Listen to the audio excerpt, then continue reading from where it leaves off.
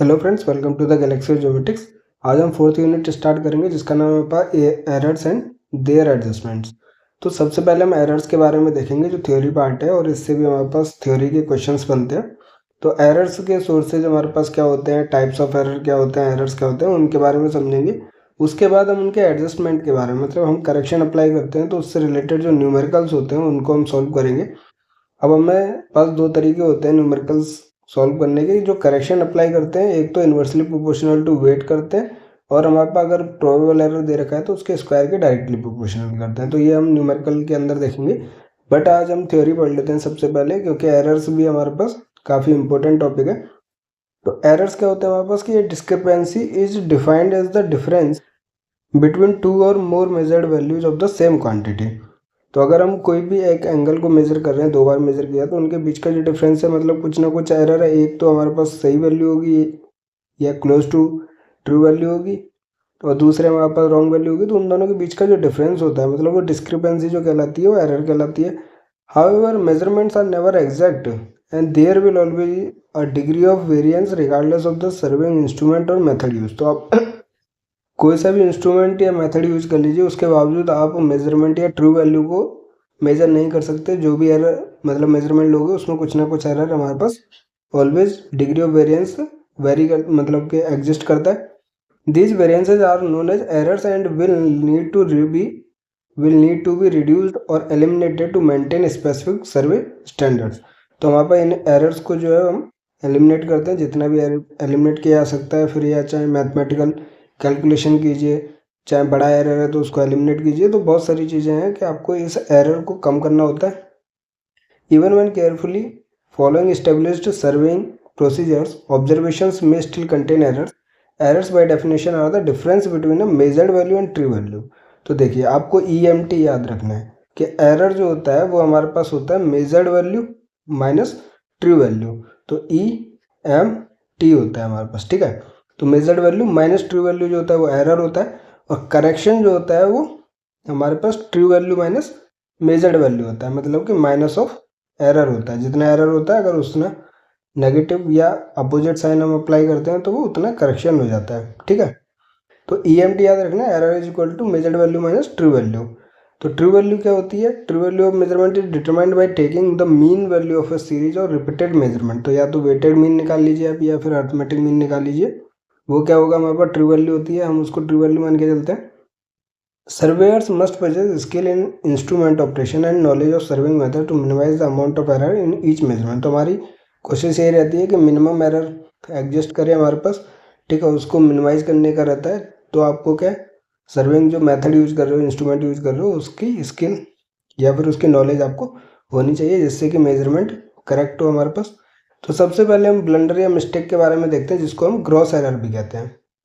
तो ये ब्लंडर और gross error is a significant unpredictable mistake caused by human error that often leads to large discrepancies. तो इसकी value जो होती है वो लार्ज होती है हमारे पास, तो ये इजीली हमारे पास विजिबल होती है, ठीक है। जनरली ह्यूमन मिस्टेक्स की वजह से होती है कि जैसे आप मिसकम्युनिकेट कर लेते हो, उसने कुछ और वैल्यू बोली और आपने नोट कुछ और कर ली। केयरलेसनेस की वजह से, अच्छे से ध्यान से चैन सर्विंग या कुछ भी कर रहे हो तो सही से पकड़ी नहीं है हमारे पास चैन, ठीक है। तो केयरलेसनेस की वजह से, मिसकम्युनिकेशन की वजह से, फटीग या पुअर जजमेंट की वजह से आप अच्छे से वैल्यू नहीं कर पाते हो, मतलब वैल्यू नहीं ले पाते हो। हमारे पास थियोडोलाइट हो गया, टोटल स्टेशन हो गया, क्या आइज में कोई दिक्कत है, तो ह्यूमन मिस्टेक की वजह से हमारे पास क्या है, जनरली ब्लंडर या मिस्टेक एग्जिस्ट करता है। तो आपको ये 3-4 वर्ड याद रखने, यही हमारे पास बेसिकली एग्जाम में दिए जाते हैं कि केयरलेसनेस, मिसकम्युनिकेशन, फटीग और पुअर जजमेंट की वजह से कौन सा एरर होता है, ब्लंडर या मिस्टेक या ग्रॉस एरर, ठीक है। ये चीज़ पूछी जाती है एग्जाम में। एग्जाम्पल है हमारे पास ब्लंडर्स के, जैसे इम्प्रॉपरली लेबलिंग द इंस्ट्रूमेंट, ठीक है। सर्विंग कोई इंस्ट्रूमेंट है तो उसको इम्प्रॉपर लेवल किया तो आपको ब्लंडर मिलेगा, ग्रॉस एरर मिलेगा मेजरमेंट के अंदर। सेटिंग अप द इंस्ट्रूमेंट और target over the wrong control point, incorrectly entering a control point number in the data character. तो ये सारी चीज़ें क्या है हमारे पास ह्यूमन एरर की वजह से। ट्रांसपोजिंग नंबर्स और मिसप्लेसिंग द डेसिमल पॉइंट, ठीक है। 3.926 कोई रीडिंग आई, आपने 39.26 लिख दी, तो ये भी क्या है, आपकी मिस्टेक है, ह्यूमन एरर है हमारे पास, जो कि बहुत बड़ा एरर हो गया हमारे पास, 10 टाइम्स हो गया। तो ईजिली हम इसको देख सकते हैं और इसको करेक्ट एलिमिनेट कर सकते हैं। तो ये क्या है हमारे पास, ह्यूमन एरर की वजह से ग्रॉस एरर एग्जिस्ट करता है।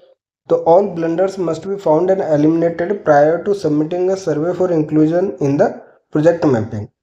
तो जितने भी ब्लंडर या मिस्टेक होती हैं उनको सबसे पहले हमें एलिमिनेट करना पड़ता है मेजरमेंट्स में से। अगर आप कोई भी फाइनल रिजल्ट दे रहे हो प्रोजेक्ट मैपिंग के लिए, ठीक है, सर्विंग पॉइंट्स दे रहे हो अपने डेटा को किसी को मतलब सबमिट कर रहे हो, तो आपको सबसे पहले एलिमिनेट करना पड़ेगा ब्लंडर या मिस्टेक को, क्योंकि काफ़ी ह्यूज अमाउंट के अंदर रहते हैं ये। The surveyors must remain alert and constantly examine measurement to eliminate these mistakes. Blunders can be detected, ठीक है, ये चीज़ भी इंपॉर्टेंट है कि blunders can be detected and eliminated by reacting to out of tolerance messages by the data collector when they occur. तो हमने पढ़ा था पहले प्रीवियस लेक्चर्स में मैथमेटिक्स वाले में, क्योंकि हमने टाइप्स ऑफ एरर ऑलरेडी पहले भी देखे हैं, तो ये हमारे पास थोड़ा एक्स्ट्रा वर्जन है कि जिससे कि कोई भी क्वेश्चन छूटे ना इससे रिलेटेड। तो मैक्सिमम परमिसिबल एरर हमें पता था कितना था, प्लस माइनस का 3.29 स्टैंडर्ड एरर, ठीक है। अगर इससे ज़्यादा होता है तो हम उस रीडिंग को एलिमिनेट कर देते हैं, और इससे हम मेजर कर सकते हैं कि एक्चुअली में ये जो स्टैंडर्ड डेविएशन है उसका 3.29 अगर मैक्सिमम निकालेंगे तो वो परमिसिबल एरर निकलता है।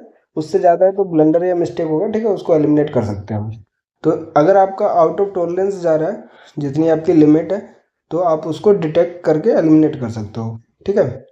तो they can also be detected by carefully examining a plot of the collected survey points while in the office। तो आप जब सभी वैल्यूज को एनालाइज करोगे कि क्या क्या रीडिंग आई है, तो मान लीजिए आपकी सारी रीडिंग आ रही है 5.2, 5.3, 5.1, 5.5 इस टाइप से आ रही है, और कोई आ गई आपकी 7.3, मतलब बहुत ज़्यादा डिफरेंस देख सकते हो आप।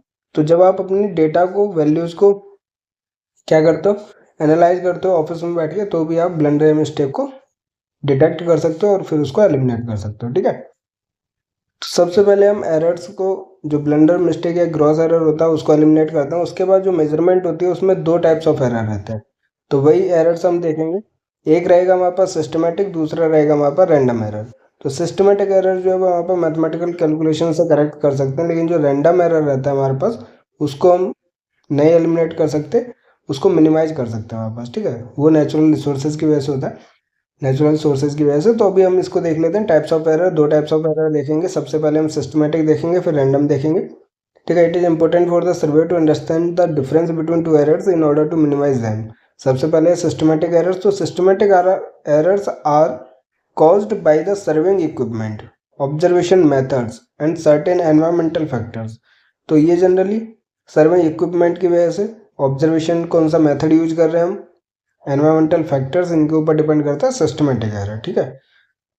Under the same measurement conditions these error will have the same magnitude and direction, positive और नेगेटिव। तो ये चीज़ आपको याद रखनी है कि सिस्टमेटिक एरर जो है वो वापस सेम मैग्नीट्यूड और डायरेक्शन ऑफ एरर को फॉलो करता है। अगर कोई भी एरर, मतलब सेम मेजरमेंट कंडीशन है, आप किसी भी लाइन को आप मेजर कर रहे हो सेम टाइम पीरियड पे, सेम वेदर कंडीशन है हमारे पास, तो सारी चीज़ें अगर सेम एनवायरमेंटल कंडीशन है, और फिर जो एरर आएगा हमारे पास वो सेम मैग्नीट्यूड और डायरेक्शन का आएगा। मतलब कि अगर आपका पहले एरर नेगेटिव आया तो बाद में भी उस मेजरमेंट में नेगेटिव एरर आएगा। तो इसमें जो एरर्स रहते हैं वो क्यूमुलेटिव नेचर के रहते हैं हमारे पास, ठीक है। पॉजिटिव पॉजिटिव पॉजिटिव आएगा या फिर नेगेटिव नेगेटिव नेगेटिव एरर आएगा, ठीक है। तो ये हमारे पास क्यूमुलेटिव नेचर का रहता है, इसलिए हम इनको क्या क्यूमुलेटिव एरर्स भी कहते हैं, ठीक है। तो because systematic errors are repetitive and tend to accumulate in a series of measurement, they are also referred to the cumulative errors, ठीक है। Although some systematic errors are difficult to detect, the surveyors must recognize the conditions that cause such errors. The following list includes several examples of systematic error. सबसे पहले हमारे पास using incorrect temperature और pressure observations, ठीक है। तो serving method के ऊपर भी डिपेंड करता है कि हम कौन सा ऑब्जर्वेशन मेथड यूज कर रहे हैं, हमारे पास सर्विंग इक्विपमेंट कौन सा यूज कर रहे हैं, ठीक है। तो अगर आप इनकरेक्ट टेम्परेचर और प्रेशर ऑब्जर्वेशंस यूज करते हो उसकी वजह से सिस्टमेटिक एरर देखने के लिए मिलेगा, ठीक है। Not applying curvature and refraction constant. तो जो कर्वेचर और रिफ्रैक्शन जो एरर रहता है, अगर उसको आप वो करेक्शन नहीं अप्लाई कर रहे हो तो आप देखोगे सेम ही नेचर का रहेगा एरर उसके अंदर। कर्वेचर करेक्शन हमारे पास जनरली माइनस का 0.0785 डी स्क्वायर होता है, ठीक है, सर्विंग में हमने पढ़ा हुआ है। उसके बाद आप कंबाइंड करेक्शन की बात करते हो तो माइनस का 0.0673 डी स्क्वायर होता है। और रिफ्रैक्शन करेक्शन इसका 1/7 रहता है हमारे पास, पॉजिटिव का रहता है 0.112। फिर चेक कर लेना हमारे पास, ठीक है। तो मान लीजिए आप कोई भी कंबाइंड करेक्शन अप्लाई नहीं कर रहे हो तो वो सेम नेचर का एक्यूमुलेट होता जाएगा हमारे पास उस मेजरमेंट के अंदर, तो वो सिस्टमेटिक एरर रहेगा। यूजिंग इनकरेक्ट इंस्ट्रूमेंट हाइट्स और टू टारगेट्स हाइट्स, ठीक है, उसकी वजह से हमारे पास सिस्टमेटिक एरर। यूजिंग एक incorrect prism offset, using an imperfectly adjusted instrument, तो इसकी वजह से क्या हमारे पास सिस्टमेटिक एरर एग्जिस्ट करता है। The effect of these errors can be minimise by, तो हमें क्या करना पड़ेगा, प्रॉपर लेवलिंग करनी पड़ेगी इंस्ट्रूमेंट्स और टारगेट्स की, बैलेंसिंग करनी पड़ेगी फोरसाइट और बैकसाइट ऑब्जर्वेशन की, entering the appropriate environmental correction factors in the data collector, ठीक है। एनवायरमेंटल करेक्शन या reflection correction, combined correction factor आपको लगाना पड़ेगा। Entering the correct instrument Heights, target Heights and prism offset in the data collector, क्योंकि यही values आप गलत एंटर कर दोगे इंस्ट्रूमेंट के अंदर तो वैल्यू जो मेजरमेंट रहेगी वो भी गलत रहेगी हमारे पास, ठीक है, एरर कंसिडर करेगी।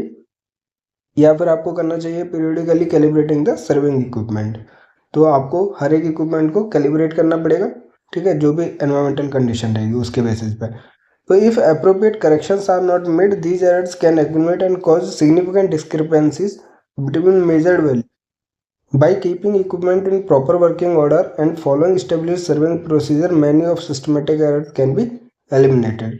तो मैथमेटिकल कैलकुलेशन की हेल्प से भी सिस्टमेटिक एरर को एलिमिनेट कर सकते हैं, ठीक है। ये चीज़ भी पूछी जाती है, ये हमने ऑलरेडी लेक्चर के अंदर देख रखी है पहले भी, कि मैथमेटिकल कैलकुलेशंस की वजह से हम उनको करेक्ट कर सकते हैं। उसके अलावा क्या है, आप इस्टेब्लिश कर सकते हो सर्विंग प्रोसीजर्स को या वर्किंग ऑर्डर को, ठीक है, जिससे कि एरर हमारे पास, ये सारे मिनिमाइज करने के तरीके हमारे पास, ठीक है। ये जो हमने देखा है, proper labelling, balancing, foresight backside, environmental correction factor use करना, करेक्ट इंस्ट्रूमेंट हाइट्स डालना, ठीक है, जो भी टारगेट वैल्यूज है उनको फिर पीरियडिकली कैलिब्रेट करना इक्विपमेंट को, तो ये सभी से क्या सिस्टमेटिक एरर एलिमिनेट हो जाता है, मिनिमाइज हो जाता है। फिर हमारे पास रैंडम एरर्स। रैंडम एरर्स जो होता है वो एक्सीडेंटल एरर होता है और या फिर कंपेंसेटिंग एरर होता है, ठीक है। तो रैंडम एरर जो होता है वो एक्सीडेंटल एरर भी कहते हैं हम इसको, are not directly related to the conditions or circumstances of the observation for a single measurement or a series of measurement. It is the error remaining after all possible systematic errors and blunders have been eliminated. तो सबसे पहले हम blunders को eliminate करते हैं, उसके बाद systematic error के लिए हम उसको करेक्ट करते हैं मेजरमेंट को। तो जो बच जाता है वो हमारे पास क्या होता है, रैंडम और एक्सीडेंटल एरर होता है हमारे पास, ठीक है, जो कि कंडीशन और सर्कमस्टांसेस से रिलेटेड नहीं होता है डायरेक्टली, ये नेचुरल कंडीशंस की वजह से वहाँ पर एग्जिस्ट करता है। तो as the name implies, random errors are unpredictable होते हैं वहाँ पास, तो मतलब इनको हम डिटेक्ट नहीं कर सकते, अनप्रेडिक्टेबल होते हैं, ठीक है। ये चीज़ भी पूछी जाती है, आपको याद रखना है। And are often caused by factors beyond the control of the survey, तो एनवायरमेंटल फैक्टर से मान लीजिए आपको कोई भी विंड कंडीशन है या फिर हमारे पास टेम्परेचर का वेरिएशन है, तो उनकी वजह से जो कंट्रोल में नहीं है सर्वेयर के, उसकी वजह से हमारे पास रैंडम एरर्स एग्जिस्ट करता है जो कि अनप्रिडिक्टेबल होते हैं। There occurrence magnitude and direction, positive भी हो सकता है नेगेटिव भी हो सकता है, कैन नॉट बी प्रिडिक्टेड, ठीक है। तो ना हम उसका मैग्नीट्यूड कितनी वैल्यू है उसकी, ना डायरेक्शन पॉजिटिव है नेगेटिव है, ठीक है, उसको हम प्रिडिक्ट नहीं कर सकते रैंडम एरर्स को, ठीक है। तो errors of this type are compensating, तो इनको कंपेंसेटिंग एरर भी कहते हैं।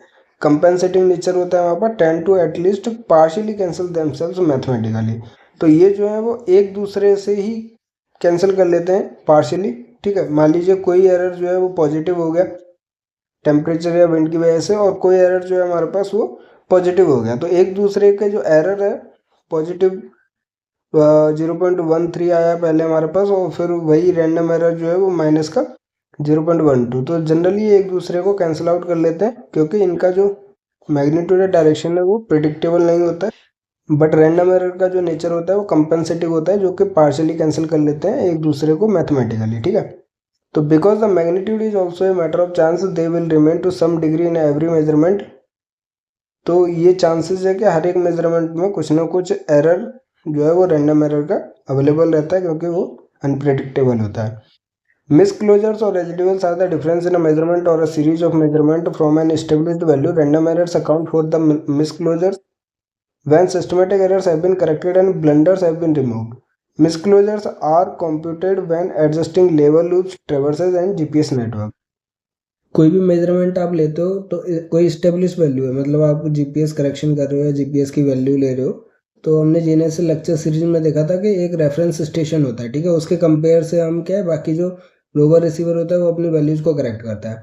तो वही है, कोई जो एरर होगा वो हमारे पास वो मिसक्लोजर होता है, और जिसको हम रेजिडुअल्स भी कहते हैं, ठीक है, वो कंप्यूट किए जाते हैं, जैसे कि व्हेन एडजस्टिंग लेवल लूप्स ट्रैवर्सेस या फिर जीपीएस नेटवर्क। तो जो मेजरमेंट रहती है उसके बेसिस पे हम उनको पहले कैलकुलेट करते हैं और फिर उनको करेक्ट करते हैं हमारे पास, ठीक है। तो बेस्ट एग्जांपल वही है हमारे पास रेफरेंस और रोवर स्टेशन का।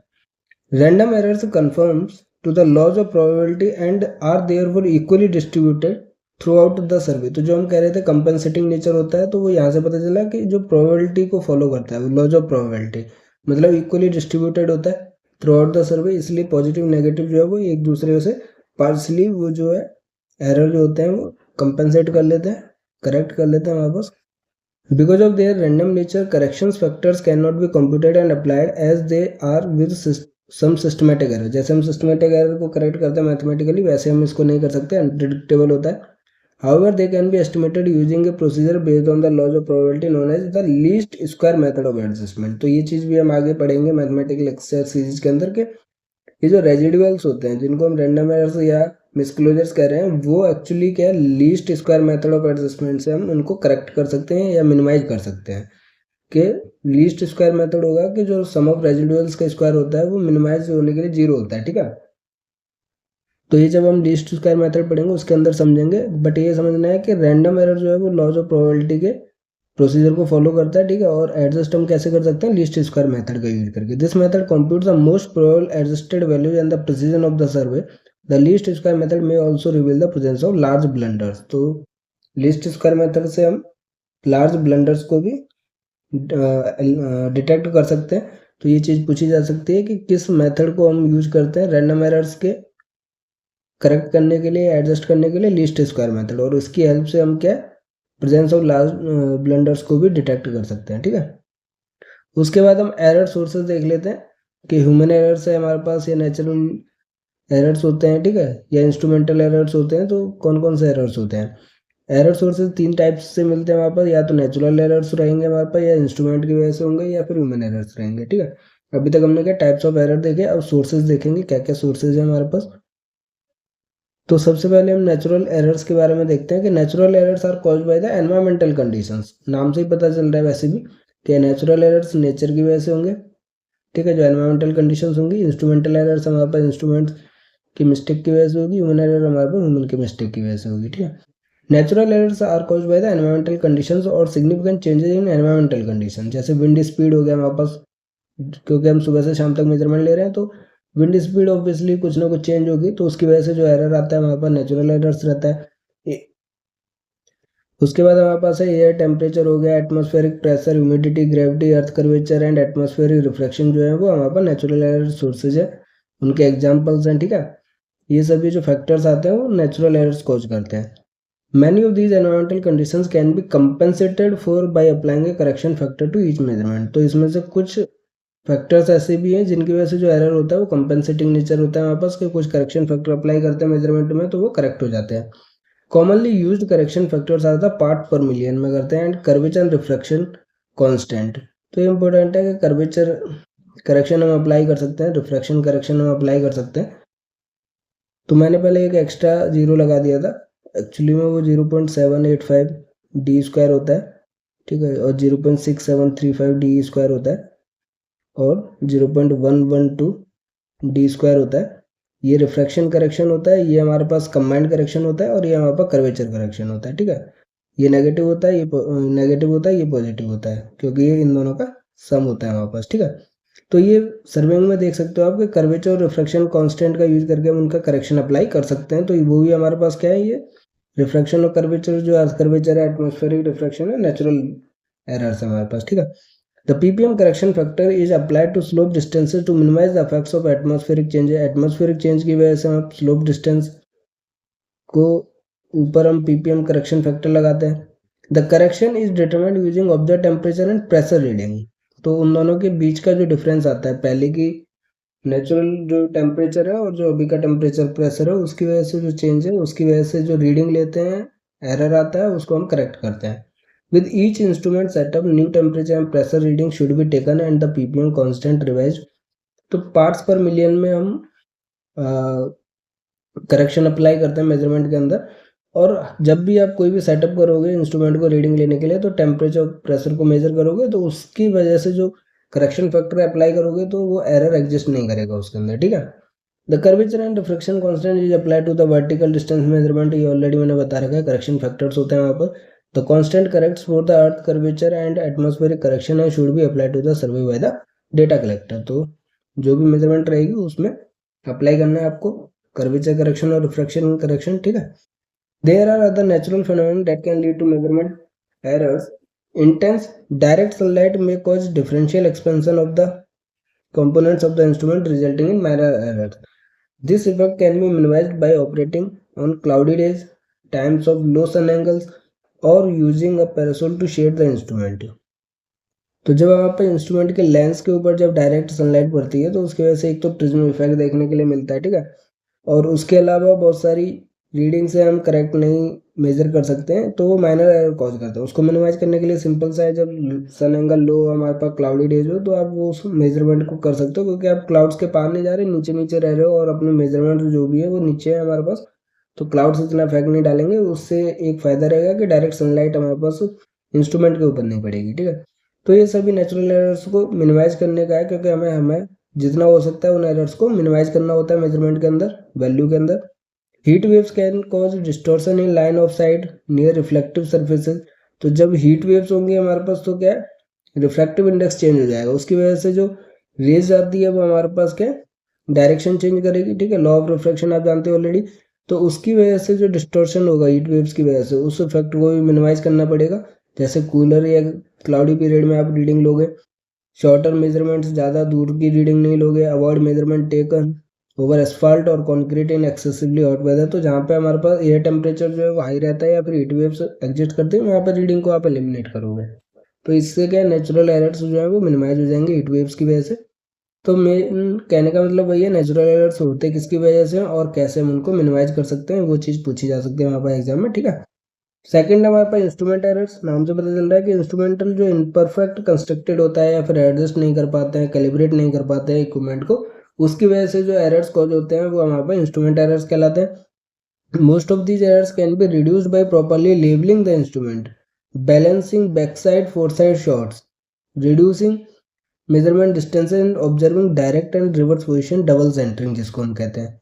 तो आप इंस्ट्रूमेंट एरर को मिनिमाइज कर सकते हो। तो आपको बहुत सारी चीज़ें हैं, जैसे लेबलिंग कर सकते हो आप, बेटर लेबलिंग करोगे जितना उतनी अच्छी मेजरमेंट एक्यूरेट रहेगी हमारे पास, ठीक है। Back side four side reading लेके आप उसको अच्छे से सेटअप कर सकते हो। मेजरमेंट डिस्टेंस जितना कम रहेगा उतनी एरर कम रहेंगे हमारे पास। डायरेक्ट और रिवर्स पोजीशन से मतलब डबल सेंटरिंग कर सकते हो, तो इससे क्या कुछ इंस्ट्रूमेंट एरर्स जो है वो मिनिमाइज हो जाएंगे। Prolonged storage exposure to rapid change in temperature and jarring during transportation may lead to instrument maladjustment. तो आपने इंस्ट्रूमेंट बना के रख लिया, अब तो बहुत सारे फैक्टर्स जो है वो कैलिब्रेट नहीं हो पाएंगे, या फिर रैपिड चेंज और टेम्परेचर, जिस टेम्परेचर पे हमने उसको इंस्ट्रूमेंट को बनाया कैलिब्रेट किया और हमारे पास जो रीडिंग है मेजरमेंट कर रहे हैं उसमें काफ़ी चेंज है हमारे पास, रैपिड चेंज, तो उसकी वजह से हमारे पास इंस्ट्रूमेंट एरर देखने के लिए मिल सकता है। ट्रांसपोर्टेशन के दौरान कोई दिक्कत हो सकती है, वहाँ पर इंस्ट्रूमेंट में खराबी हो सकती है, तो वो सभी क्या इंस्ट्रूमेंट एरर कॉज करते हैं। Collimation and other sighting errors can be determined and compensated for by specific instrument adjustment। तो इंस्ट्रूमेंट को एडजस्ट करना है, सेंटरिंग, लेबलिंग, और हमारे पास जितना अच्छे से करेंगे हमारे पास उतना एरर हमारे पास कम देखने के लिए मिलेगा। बिफोर मेकिंग इंस्ट्रूमेंट एडजस्टमेंट्स और beginning surveying operations, allow the instrument to adapt the ambient temperature before proceeding. तो कुछ देर के लिए हमारे पास उस जो इंस्ट्रूमेंट हम यूज़ करने वाले हैं उसको ऑन करके रखना है, जिससे कि वो अपने आप को अडेप्ट कर ले उस कंडीशन में, जो भी टेम्परेचर प्रेशर अवेलेबल है हमारे पास, विंड कंडीशन है, ठीक है, जो भी हीट वैल्यूज है, तो उसमें वो अपने आप को थोड़ा सा अडेप्ट कर ले। इसलिए उस इंस्ट्रूमेंट को बिगनिंग ऑपरेशंस में स्लोली यूज़ करना है हमारे पास, ठीक है, छोटी छोटी वैल्यूज़ कैलकुलेट करनी है उससे। उसके बाद हमारे पास instrument errors can be further minimize by periodically calibrating surveying instruments, prism, rod and ट्राइबैक्स।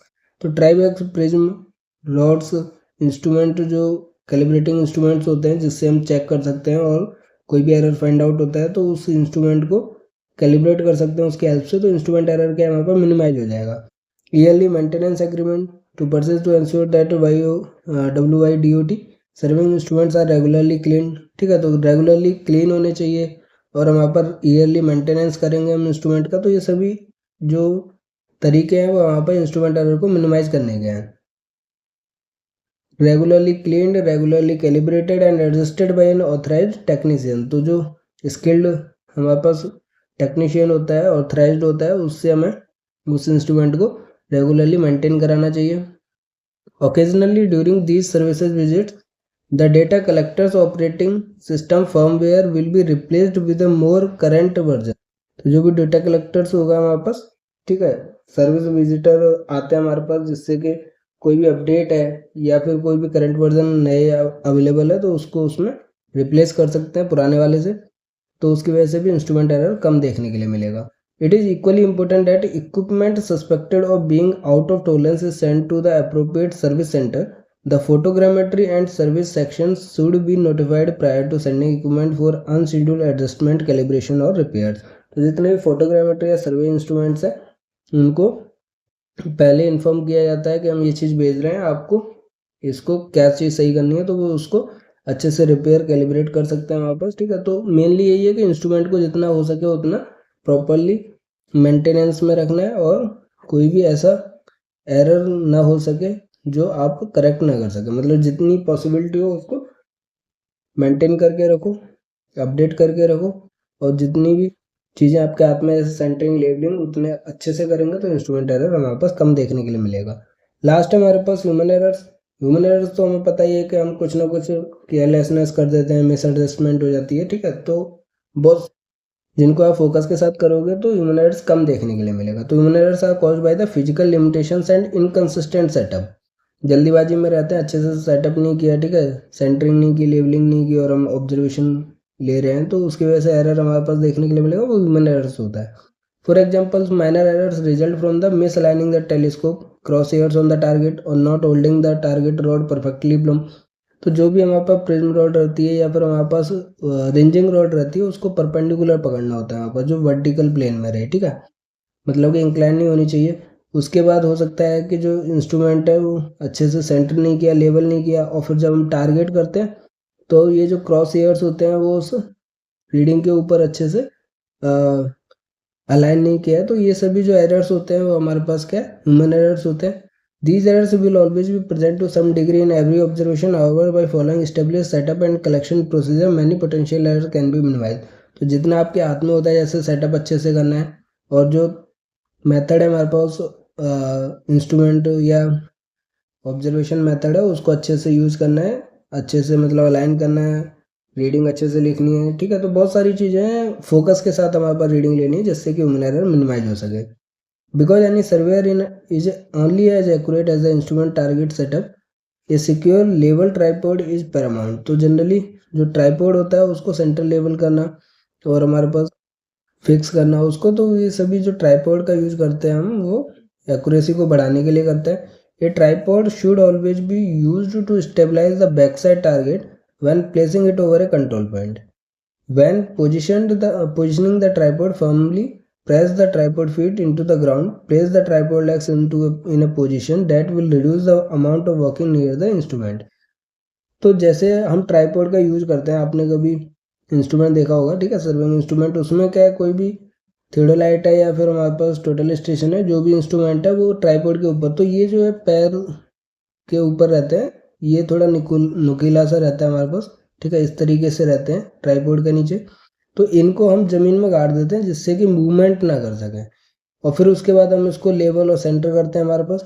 ठीक है, तो ये कहने का मतलब है कि हम ट्राईपोड का यूज़ करते हैं सबसे पहली बात जिससे कि मूवमेंट ना हो सके वहाँ पर और रीडिंग अच्छे से एक्यूरेट हो सके। तो when positioning the tripod firmly press the tripod into the ground. ठीक है, जो उसके फीट होते हैं, जो नुकीला सा पार्ट रहता है वहाँ पर ट्राईपोड का, उसको हम ग्राउंड में प्लेस कर देते हैं जिससे कि हमारे पास position that will reduce the amount of walking near the instrument. ठीक है, minimizing movement around the tripod will reduce the chance of bumping it. और फिर आसपास नहीं घूमना हमारे पास ट्राईपोड या इंस्ट्रूमेंट के पास जिससे कि थोड़ा सा भी हिल जाएगा या दिक्कत हो जाएगी तो फिर उसको बाद में करेक्ट नहीं करते हैं, ऐसे छोड़ देते हैं, हम फिर से मेजरमेंट रीडिंग लेने पड़ते हैं, ऑब्जर्वेशन लेते हैं हम, तो वो इनकरेक्ट आती है। In windy conditions it may be necessary to place sandbags on the feet of the tripod to ensure stability. अगर बहुत तेज आवाज़ चल रही है वहाँ पर, ग्राउंड भी वहाँ पर इतना बेटर अच्छे से मतलब हम उसको प्लेस नहीं कर सकते हैं, ट्राइपॉड लॉक्स अंदर नहीं आ सकते, तो हम सैंडबैग्स का यूज कर सकते हैं, जो कि हैवी विंड्स के लिए काम आता है हमारे पास, कि वो ज़्यादा मूवमेंट ना करे। When setting up on steep slopes, position 2 tripod legs on the downhill side।